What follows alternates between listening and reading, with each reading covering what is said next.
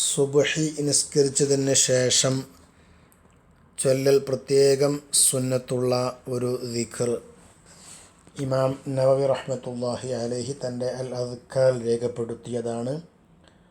തുർമുദി ഇമാം ഈ ഹദീസ് ഉദ്ധരിച്ചിട്ടുണ്ട്.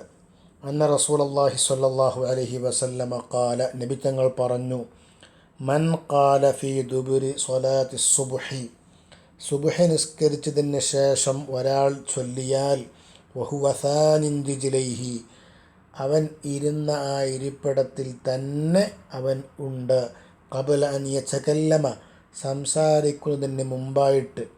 എന്ത് പറഞ്ഞു?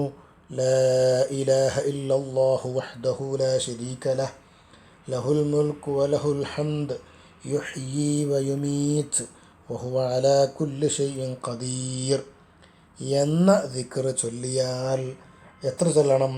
10 മറാത്ത്, 10 പ്രാവശ്യം ചൊല്ലിയാൽ, കുതിബ ലഹു 10 ഹസനാത്ത്, അവന് അല്ലാഹു തആല 10 നന്മകളെ രേഖപ്പെടുത്തും. വമുഹിയ അൻഹു 10 സയ്യിആത്ത്, അല്ലാഹു തആല അവൻ ചെയ്ത 10 തെറ്റുകളെ അല്ലാഹു തആല മായ്ച്ചു കളയും, 10 തിന്മകളെ മായ്ച്ചു കളയും. വറുഫിഅ ലഹു 10 ദറജാത്ത്, അല്ലാഹു തആല അവനിക്ക് 10 പദവികളെ ഉയർത്തിക്കൊടുക്കും.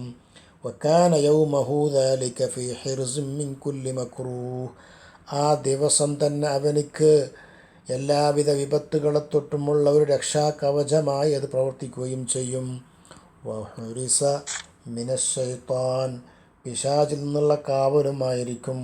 വലം യംബഗി ലിദംബിൻ അൻ യുദ്രികഹു, ആ ദിവസം അദ്ദേഹം ഒരു തെറ്റും ചെയ്യാനിടയില്ല.